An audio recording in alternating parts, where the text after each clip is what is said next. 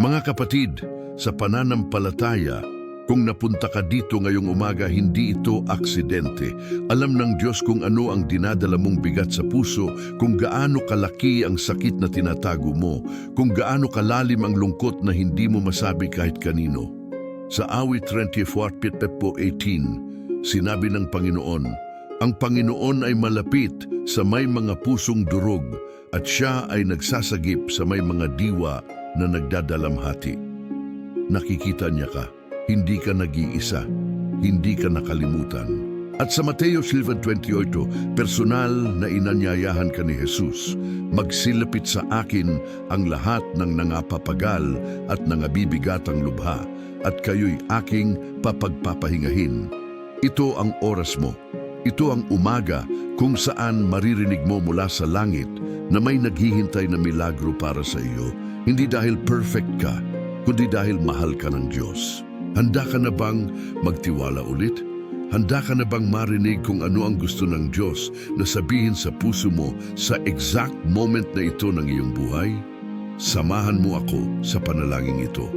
Buksan mo ang puso mo at hayaan ang salita ng Diyos na gumaling, magbangon at magdala ng bagong pag-asa sa buhay mo ngayong araw na ito. Panginoon naming mapagmahal, sa umaga na ito lumapit ako sa iyo ng may pusong bukas. Dala-dala ang lahat ng aking mga sakit, lahat ng aking mga problema, lahat ng mga pasanin na matagal ko nang dinadala mag-isa. Alam mo ang bawat luhang pumapatak sa gabi, ang bawat buntong hininga kapag sumasakit ang dibdib, ang bawat sandaling akala ko wala na akong lakas na magpatuloy. Pero nandito ako, Panginoon, dahil alam kong nakikita mo ang aking sakit, alam mo ang aking pakikibaka at hindi mo ako iniwan kahit sandali. Sa oras na ito ng panalangin, isinusuko ko sa iyo ang lahat ng bumibigat sa akin, nagtitiwala na ang iyong mga kamay ay makapangyarihang magbago ng aking buhay. Naway ang umaga na ito ay simula ng bagong panahon kung saan makikita ko ng malinaw ang iyong biyaya sa aking buhay. Ama sa langit, alam kong madalas akong dumaan sa mga dark na panahon, tumawid sa mga desert kung saan parang walang way out, hinarap ang mga bagyo na halos sumira sa aking pananampalataya. May mga moment na gusto ko nang sumuko, mga moment na takot ang namayani sa puso ko, mga moment na ang sakit, kakulangan, kalungkutan o injustice ay halos magparamdam na nag-iisa ako. Pero ikaw, Panginoon, laging nandyan kahit hindi ko nararamdaman ang iyong presensya. Ngayon naiintindihan ko na ang bawat pagsubok ay pagkakataon para makilala ko ng mas malalim ang iyong kapangyarihan. Ngayon humihiling ako ng iyong divine intervention. Alam kong paparating na ang himala dahil ikaw ay tapat at ang iyong mga pangako ay hindi nabibigo. Diyos ng walang hanggang awa, isinusuko ko sa iyo ngayong umaga ang lahat ng aking financial problems, ang mga utang na parang walang katapusan, ang mga bills na patong-patong at nagdudulot ng anxiety sa puso ko. Alam kong ikaw ang Diyos ng provisyon. Ikaw na nagpakain ng libu-libong tao gamit ang 5 tinapay at 2 isda. Ikaw na nagpaulan ng manna sa disyerto. Ikaw na hindi kailanman nag-abandon sa iyong mga anak sa kanilang pangangailangan. Nagtitiwala ako na ang iyong kamay ay magbubukas ng mga pintuan na walang tao ang makakapagsara, maglilikha ng mga opportunities kung saan wala kundi kakulangan lang. Dadamihin ang kaunti kong mayroon at babaguhin ang aking sitwasyon. Hinihingi ko sa iyo, Panginoon, na alisin sa akin ang espiritu ng kahirapan at bigyan mo ako ng blessing, ng kasaganaan, hindi para mag-ipon ng yaman, kundi para mabuhay ng maayos at maging instrumento ng iyong kabutihan. Panginoong Hesukristo, divine healer ng mga kaluluwa at katawan, dinadala ko sa iyo ang lahat ng sakit na dumarating sa aking physical body at sa loob ng aking pagkatao. Ikaw na nagpagaling ng mga ketongin, nagbalik ng paningin sa mga bulag, nagpalakad sa mga paralitiko at bumuhay sa mga patay, iaabot mo ba ang iyong makapangyarihang kamay sa akin ngayon? Hipuin mo ang bawat cell ng katawan ko na may sakit, bawat organ na hindi gumagana ng maayos, bawat kirot na nag-aagaw ng tulog at ligaya ko sa buhay. Pagalingin mo rin ang mga sugat na hindi nakikita, yung mga walang nakakakita pero dumudugo sa tahimik, ang malalim na lungkot, ang anxiety na pumipigil, ang mga marka ng trauma mula sa nakaraan. Naniniwala ako ng buong puso na sa iyong restoring power ay pwede akong gumaling ng tuluyan dahil walang imposible sa iyo. Amang mapagmahal, inilalagay ko sa harap ng iyong banal na trono ang aking pamilya, bawat taong mahal ko na dumaraan sa difficulties. Alam kong maraming tahanan ng sira, maraming pamilya ang nag-aaway, maraming kasal ang malapit ng matapos, maraming anak ang lumayo sa daan na itinuro mo. Hinihingi ko sa iyo, Panginoon, na pumasok ka ng may restoring power sa mga sitwasyong ito. Ibalik mo ang mga anak na nag-stray, ibalik mo ang pagmamahal ng mag-asawa, pagalingin mo ang mga sama ng loob na naghihiwalay ng magulang at anak. Sirain mo ang lahat ng sumpa na gumagana laban sa aking lahi. Naway ang aking tahanan ay maging sanctuary ng kapayapaan, lugar kung saan pinarangalan ang iyong pangalan, kung saan namamayani ang tunay na pagmamahal at kung saan lahat ay makakaranas ng iyong banal na presensya. Ibalik mo ang sinira ng kaaway, itayo mo muli sa matibay na pundasyon ng iyong salita. Diyos na makapangyarihan, ngayong umaga hinihiling ko rin ang gift ng inner peace, yung peace na hindi maibibigay ng mundo, yung peace na galing lang sa iyo. Ang puso ko ay naging troubled dahil sa maraming bagyo. Ang isip ko ay napasukan ng mga thoughts ng takot at alalahanin. Ang kaluluwa ko ay nakaramdam ng bigat ng spiritual battles. Pakalmahin mo, Panginoon, ang uno sa loob ko, tulad ng pagpakalma mo sa mga alon ng dagat ng Galilea. Sabihin mo sa puso ko yung mga salitang nagdudulot ng peace, huwag kang matakot, kasama mo ako. Punuin mo ako ng iyong peace na lampas sa lahat ng pag-unawa, yung peace na gumagabay sa puso at isip ko kay Kristo Jesus. Naway makapag-rest ako sa iyo, alam kong kontrolado mo ang lahat ng bagay. Panginoon, kinikilala ko na madalas kong dinadala ang guilt at pagsisisi dahil sa mga pagkakamali ng nakaraan, sa mga maling choices na ginawa ko, sa mga salitang hindi dapat nasabi, sa mga actions na nakasakit sa mga taong mahal ko. Ang bigat ng condemnation ay naging heavy load sa aking balikat. Nag-aagaw ng joy at freedom ko. Pero ngayon lumapit ako sa iyo, hinahanap ang iyong merciful forgiveness, yung forgiveness na ikaw lang ang makakapagbigay. Hugasan mo ako ng iyong precious blood. Linisin mo ako sa lahat ng kasamaan, alisin mo sa akin ang lahat ng mansa ng kasalanan. Tulungan mo rin akong patawarin yung mga taong nakasakit sa akin, nang-betray sa akin, nag-cause ng pain sa akin, dahil alam kong habang may galit ako, hindi ako ganap na makakaranas ng iyong grace. Palayain mo ako sa chains ng nakaraan para makalakad ako sa newness of life. Ama sa langit, naniniwala ako ng buong puso na naghahanda ka ng milagro para sa buhay ko. Milagro na magugulat sa lahat. Milagro na magpapatotoo sa iyong power at faithfulness. Alam kong may mga promise sa buhay ko na hindi pa natutupad. Mga pangarap na parang imposible nang maabot. Mga sitwasyon na sa mata ng tao ay walang solusyon. Pero ikaw ang Diyos ng imposible, ang Diyos na gumagawa ng bagong mga bagay, ang Diyos na nagpapalit ng desert sa flowering gardens. Kaya naghihintay ako ng may unshakable faith sa manifestation ng iyong supernatural power. Naway dumating ang milagro na ito sa perfect timing na itinakda mo. At pagdating nito, naway lahat ng glory ay mapunta sa iyong banal na pangalan. Pinapatibay ko ang aking faith ngayong umaga, tumatanggi akong mag-doubt sa iyong mga pangako. Panginoong Diyos, hinihiling ko rin sa iyo ang wisdom para gumawa ng tamang decisions, discernment, para makilala ang mga daan na dapat kong sundin at yung mga dapat kong iwasan. Madalas akong nasa crossroads. Hindi alam kung saan pupunta, natatakot gumawa ng maling choices na makakapag-harm sa future ko. Sinagan mo ang aking understanding ng iyong divine light. Magsalita ka sa puso ko through ng iyong Holy Spirit. Guide mo ako sa paths ng righteousness dahil sa pagmamahal mo sa iyong pangalan.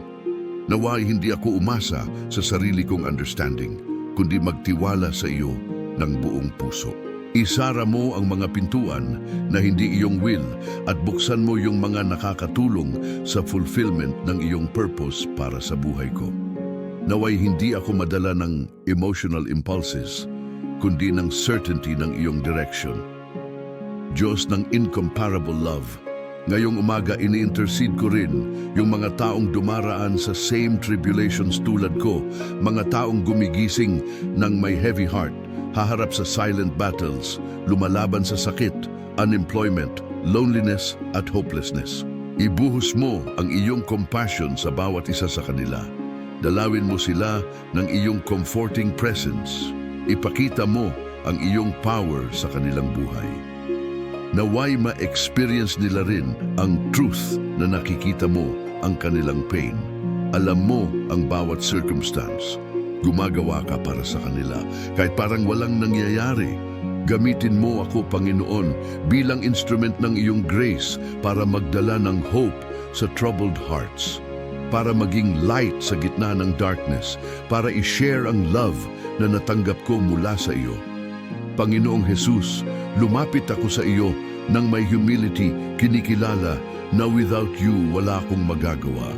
Galing sa iyo ang lakas ko, dependent sa iyong grace ang sustento ko. May mga moment na tinry kong ayusin ang lahat ng sarili kong strength at nag-fail ako completely. Natutunan ko na kailangan kong dependent totally sa iyo. Isuko ang will ko sa iyong will, magtiwala sa plans mo kahit hindi ko ganap na naiintindihan. Ngayong umaga nire-renew ko ang commitment kong sundin ka, sumunod sa iyong word, mabuhay according sa iyong principles. Naway ang buhay ko ay maging living testimony ng iyong transforming power. Tulungan mo akong manatiling firm sa faith, kahit yung circumstances ay mag-try na magpaduda sa akin, kahit ang paghihintay ay parang too long na. Amang merciful, isinusuko ko sa iyo ang lahat ng takot ko, lahat ng insecurities ko, lahat ng anxieties na nag-aagaw ng peace ko. Ang takot sa future, takot na hindi sufficient, takot na mag-fail, takot na mawala ang mga taong mahal ko, takot sa sakit, takot sa death. Lahat ng fears na ito iniiwan ko sa paanan ng iyong cross dahil alam kong ang iyong perfect love ay nag-cast out ng lahat ng fear. Turuan mo akong mabuhay one day at a time, nagtitiwala na inoalaga mo ako, na nare-renew ang iyong mercies every morning, na malaki ang iyong faithfulness. Palitan mo ang fear ko ng faith, ang anxiety ko ng trust, ang doubt ko ng unshakable certainty na kasama mo ako. Naway masabi ko ng may conviction, kahit ako ay maglakad sa valley of the shadow of death, hindi ako matatakot sa evil dahil kasama kita. Panginoon, kinikilala ko na ang journey ko ay hindi madali, na ang paths na dinaanan ko ay mahirap at puno ng obstacles. Pero kinikilala ko rin na bawat difficulty ay nag-serve para palakasin ang faith ko. Bawat trial ay nag-reveal ng aspects ng iyong character na hindi ko kilala. Bawat valley ay nag-bring sa akin ng mas malapit sa iyo. Kaya kahit nasa gitna ng struggles, pipiliin kong magpasalamat sa iyo. Pipiliin kong purihin ang iyong pangalan. Pipiliin kong magtiwala sa iyong goodness. Alam kong hindi mo ako pinapahintulutang mates lampas sa kaya kong strength. Lagi kang nagbibigay ng way out. Hindi kang nag-aband. Kapatid ko sa pananampalataya, kung nakarating ka hanggang dito sa panalangin ito, alam kong hindi basta-basta lang yan. Ginalaw ng Espiritu Santo ang puso mo para makinig, para maniwala, para umasa ulit. At ngayong sandali na ito, habang papatapos na ang ating panalangin, may importante akong hiling sa iyo na hindi lamang para sa akin, kundi para sa libu-libong kaluluwa na nangangailangan rin ng pag-asa tulad mo. Kung naramdaman mo ang presensya ng Panginoon habang nanonood ka, Kung may bahagi ng panalangin ito na tumama sa puso mo, kung naiyak ka dahil sa bigat na naramdaman mo na nakikita ka ng Diyos, hinihingi ko sa iyo na pindutin mo ang like button ngayon. Hindi ito simpleng pag-click lang. Ito ay isang paraan para makarating ang mensaheng ito sa mas maraming taong dumarating sa YouTube na may sugat sa puso, na may mabigat na problema, na kailangan marinig na hindi sila nakalimutan ng langit. Ang bawat like mo ay tumutulong na iparating ang panalangin ito sa mga taong desperado na sa Diyos, sa mga taong nawalan na ng pag-asa, sa mga taong kailangan marinig na may milagro na paparating. At kapatid, huwag mo lang itago para sa sarili mo ang banal na sandaling ito. I-share mo ang video na ito. Ipadala mo sa iyong pamilya na kailangan ng panalangin. Ipadala mo sa kaibigan mong lumalaban sa sakit. I-post mo sa iyong mga groups sa social media. Ipadala mo sa mga tao na alam mong may pinagdadaanan. Dahil sino ba naman sa atin ang hindi nangangailangan ng panalangin? Sino ba naman sa atin ang hindi gustong marinig na nakikita ng Diyos ang kanyang sakit? Ang simpleng act na yan ng pag-share ay maaring maging instrumento ng Diyos para mailigtas ang isang kaluluwa mula sa kadiliman. Maaring ang taong i-share mo ito ay exact na nasa breaking point na, at ang panalangin ito ang magiging dahilan para siya manatili, maniwala at maghintay pa sa milagro ng Diyos. Bumaba ka rin sa comment section at isulat mo doon ang iyong mga prayer requests. Huwag kang mahiya, huwag kang matakot. Ang community na ito ay isang pamilya ng pananampalataya. Kami ay magkakapatid sa Panginoon at ang bawat isa sa atin ay nandito para suportahan ang isa't isa sa panalangin. Isulat mo ang pangalan ng taong kailangan ng healing. Isulat mo ang financial problem na kinakabahan ka. Isulat mo ang relasyon na gusto mong ayusin ng Diyos. Ang bawat request mo ay babasahin, papanalanginan at dadalhin sa presensya ng Poong May Kapal. Walang problema na masyadong maliit o masyadong malaki para sa Diyos. Lahat ng ating mga panalangin ay pinakikinggan niya. At kung gusto mong magpahayag ng faith mo ngayong umaga, kung gusto mong i-declare sa universe na naniniwala ka sa kapangyarihan ng Diyos, isulat mo sa comments ang mga salitang ito. Panginoon, ngayong umaga ako ay tumatawag para sa isang milagro. Naniniwala ako na nakikita mo ang sakit ko at paparating na ang sagot.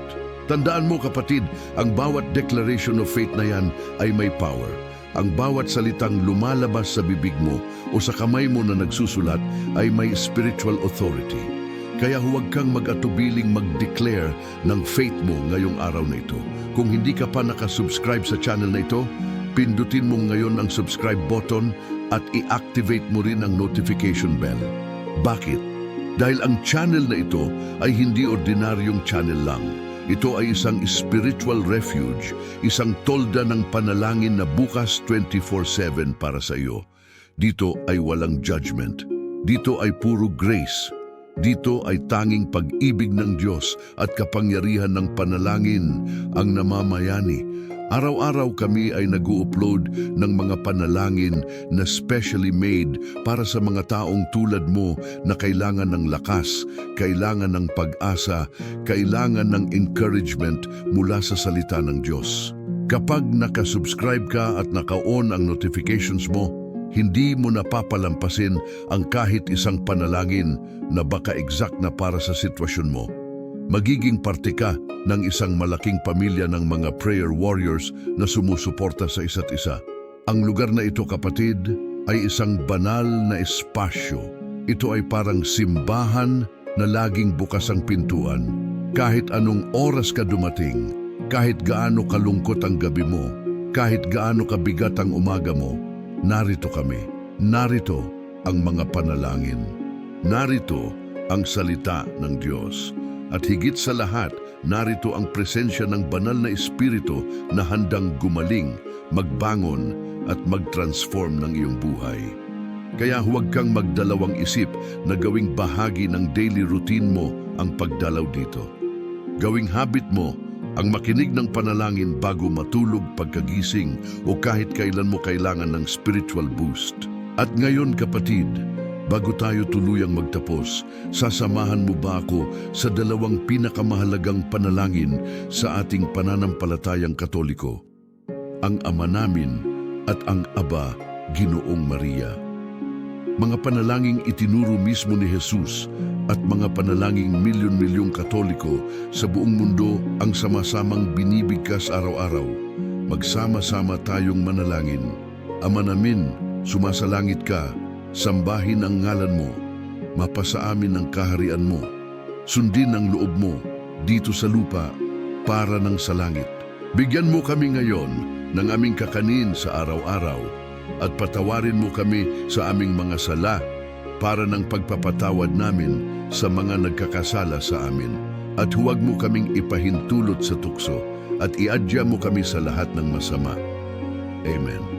Aba Ginoong Maria, napupuno ka ng grasya, ang Panginoon ay suma sa iyo, bukod ka sa babaing lahat at bukod din ang iyong anak na si Jesus. Santa Maria, Ina ng Diyos, ipanalangin mo kaming makasalanan, ngayon at kung kami ay mamamatay. Amen. Nanalangin tayo at nananalangin pa rin sa ngalan ng Ama at ng Anak at ng Espiritu Santo. Amen. Kapatid, umalis ka ngayong araw na ito na may bagong faith sa puso. Umalis ka rito na alam mong hindi ka nakalimutan ng langit. Umalis ka na may certainty na ang Diyos na nagsimula ng good work sa buhay mo ay tatapos din niya yan sa perfect timing niya. Huwag kang matakot sa mga araw na darating.